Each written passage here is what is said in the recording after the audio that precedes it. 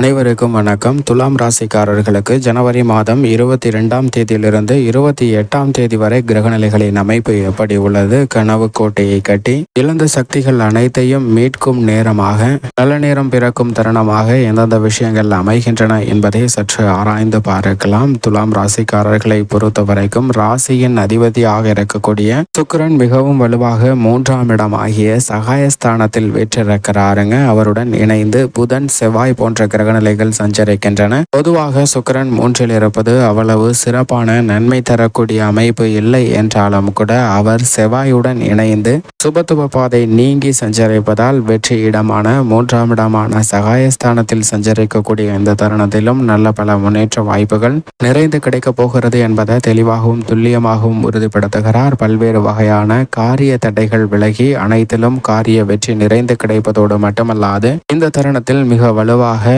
குடும்பத்தில் மூத்தவர்களுடைய ஆலோசனையை தொழில், வியாபாரம், உத்தியோகம் போன்ற அனைத்து விதமான பணிகளிலும் பெற்று அவற்றை செயல்படுத்துவதால் நல்ல வளர்ச்சியும் முன்னேற்றமும் நிறைந்து கிடைக்கப் போகிறது. கலைத்துறை, அரசியல் துறை என எந்த பணியாக இருந்தாலும் இந்த தருணத்தில் உறவு முறைகளில் நல்ல ஒரு இணக்கமான ஒற்றுமை பிறக்கக்கூடிய தருணமாக துலாம் ராசிக்காரர்களுக்கு அமைய போகிறது. ஏனென்றால் பல்வேறு வகையான மன போராட்டம், மன அழுத்தம், மன சங்கடம் போன்றவை நீங்கி மகிழ்ச்சி பிறப்பதற்கான வாய்ப்பு நிச்சயமாக கிடைக்கிறது. கனவு கோட்டையை கட்டி அவற்றை அடைவதற்கான முயற்சியில் பலவேறு வகையில சக்திகளை இழந்த நிலையில் மாற்றம் ஏற்பட்டு அத்தனை சக்திகளையும் மீட்டு மீண்டும் தங்களுடைய வெற்றி பாதையும் நிர்ணயித்த இலக்கையும் அடைவதற்கான வாய்ப்பும் யோகமும் நிறைந்து கிடைக்கிறதுங்க. அதற்கு பதட்டம் இல்லாமல் அனைத்து விதமான காரியங்களை மேற்கொள்வதற்கான வாய்ப்பும் சூழ்நிலையும் இந்த வாரத்தில் நிறைந்து கிடைக்க போகிறது. அது மட்டுமல்லாது உடல்நல ஆரோக்கியத்திலும் நல்ல முன்னேற்றம் கிடைக்கும். 3ஆம் இடமாகிய சகாயஸ்தானத்தில் செவ்வாயுடன் இணைந்து சஞ்சரிப்பதால் இந்த தருணத்தில் புதிதாக பல்வேறு வகையான சொத்துக்கள் வாங்குவதற்கான அதிர்ஷ்ட யோக வாய்ப்புகள்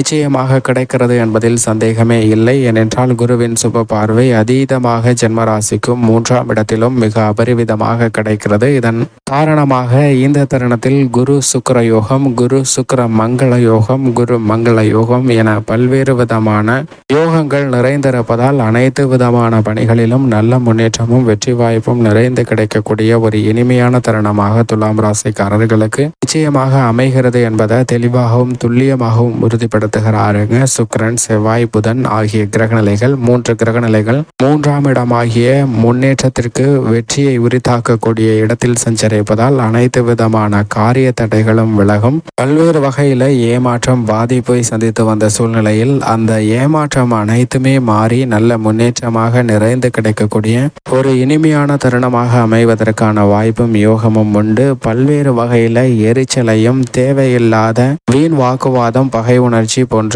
ஒரு சூழ்நிலை ஏற்பட்ட நிலையில் நிச்சயமாக நல்லதொரு மாற்றம் ஏற்படுகிறதுங்க. ஏனென்றால் புறக்கணிப்பு, விலகி இருப்பது உள்ளிட்ட பல விஷயங்கள்ல ஏற்பட்ட மன வருத்தம் மாறி கனவு கோட்டையை நிச்சயமாக இழந்த சக்திகளை மீட்டு அவற்றை அடைவதற்கான வாய்ப்பும் யோகமும் மிகவும் அபரிவிதமாக கிடைக்கிறது என்பதை தெளிவாகவும் துல்லியமாகவும் உறுதிப்படுத்துகின்றன. ஏனென்றால் இந்த வாரம் முழுவதும் மிக வலுவாக சந்திரன் 9, 10, 11 ஆகிய இடங்களில் சஞ்சரிக்க போகிறாருங்க. சந்திரன் இந்த 3 இடங்களிலும் நல்ல முன்னேற்றத்தை நகலக்கூடிய வகையில் சஞ்சரிப்பதால் நீங்கள் நினைக்கக்கூடிய காரியங்கள் அனைத்திலும் காரிய வெற்றி கிடைக்கும். வருமானத்தை உயர்த்தி கொள்ளக்கூடிய வகையில் புதிய வாய்ப்புகளும் சந்தர்ப்பங்களும் நிறைந்து கிடைக்கக்கூடிய ஒரு இனிமையான தருணமாக பார்க்கப்படுகிறது. செலவுகள் அதிகரித்தாலும் கூட அவற்றை சமாளித்து கடன் வாங்காமலே செலவுகளை சமாளிப்பதோடு மட்டுமல்லாது சேமிப்பதற்கான சாத்தியக்கூறுகளும் நிறைந்த ஒரு வாரமாக பார்க்கப்படுகிறது. பல்வேறு வகையில ஏற்பட்டு வந்த தடைகள், தாமதங்கள் அனைத்தும் விலகி நல்ல முன்னேற்றம் நிறைந்து கிடைக்கக்கூடிய ஒரு இனிமையான தருணமாக பார்க்கப்படுதுங்க. பல்வேறு வகையில் புறக்கணிப்புகள் அனைத்தும் நீங்குகிறது.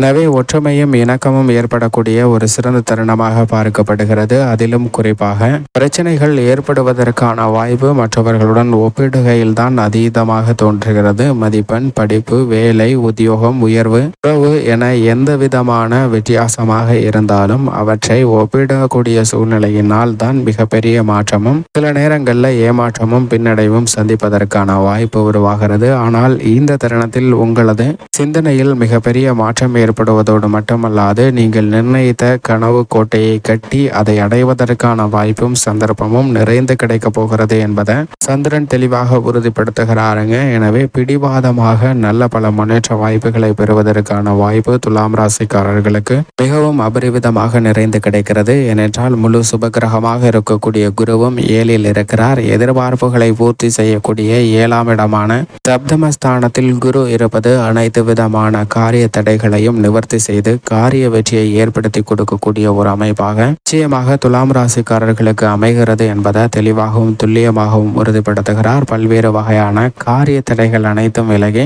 நல்ல முன்னேற்றமும் வெற்றி வாய்ப்பும் நிறைந்து கிடைக்கக்கூடிய ஒரு இனிமையான தருணமாக பார்க்கப்படுகிறது. அது மட்டுமல்லாது இந்த தருணத்தில் மிகவும் வலுவாக ராசியின் ராஜயோகாதிபதியாக இருக்கக்கூடிய சனியும் பூர்வ புண்ணிய ஸ்தானத்தில் அமர்ந்திருக்கிறாருங்க. சனி பூர்வ புண்ணிய ஸ்தானத்தில் அமர்ந்திருப்பதன் காரணமாக பல்வேறு வகையான காரிய தடைகள் உலகும், உறவுகளுக்கிடையே ஒற்றுமை ஏற்படும், குடும்பத்தில் மகிழ்ச்சியும் முன்னேற்றமும் நிறைந்து வருவதற்கான வாய்ப்பும் சந்தர்ப்பமும் பல்வேறு தருணங்கள்ல கிடைப்பதற்கான ஒரு யோகம் நிறைந்த தருணமாக நிச்சயமாக மாறுகிறது என்பதை தெளிவாகவும் துல்லியமாகவும் உறுதிப்படுத்துகிறாருங்க. இது வரவேற்கத்தக்க ஒரு அமைப்பாக பார்க்கப்படுகிறது. அது மட்டுமல்லாது நிழல் கிரகமாக இருக்கக்கூடிய ராகு மிகவும் வலுவாக 6ஆம் இடமாகிய ரூணரோக சத்ருஸ்தானத்தில் சஞ்சரிக்கிறாருங்க. உத்தியோகம், தொழில்துறையின் அதிகாரம் கொண்ட ராகு மிக வலுவாக 6ல் இருப்பது அமோகமான மாற்றத்திற்கு வித்திடக்கூடிய ஒரு தருணமாக பார்க்கப்படுகிறது. பொதுவாகவே பண மதிப்பு இல்லாமல், வேலை இல்லாமல், மற்ற வருமானம் குறைந்து இருக்கக்கூடிய சூழ்நிலை, வேலை இல்லாத ஒரு சூழ்நிலை போன்ற அனைத்தையும் சந்திப்பதற்கான வாய்ப்பு 2, 6, 10, 11 ஆகிய இடங்கள் வலுவடைந்து இருப்பதன் காரணமாக தான் அது போன்ற சூழ்நிலைகள் ஏற்படும். ஆனால் இந்த தருணத்தில் ராகு மிகவும் வலுவாக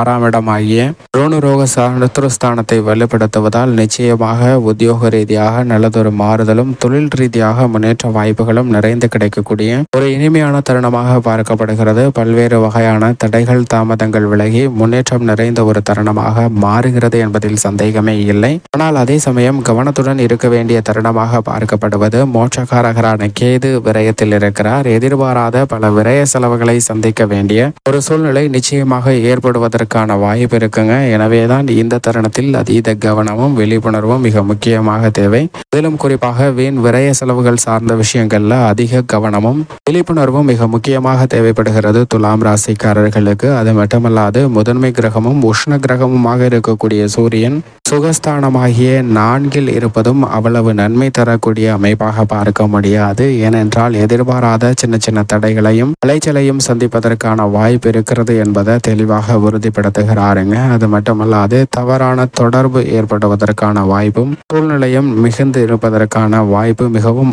அபரிவிதமாக இருக்கிறது. எனவே சற்று விழிப்புணர்வுடன் இருக்க வேண்டும். அதே சமயம் இந்த தருணத்தை சாதகமாக மாற்றிக்கொள்ள வேண்டும் என்றால் நிச்சயமாக துலாம் ராசிக்காரர்கள் வாரத்தில் ஏதேனும் ஒரு நாள் விரதம் இருந்து அருகாமையில் உள்ள இஷ்ட தெய்வ ஆலயம் சென்று தீபம் ஏற்றி வழிபாடு செய்யுங்கள். அப்படி செய்வதால் நிறைந்த நன்மையும் முன்னேற்றமும் தங்களுடைய வாழ்வில் இனிதாக கிடைக்கும். துலாம் ராசிக்காரர்களுக்கு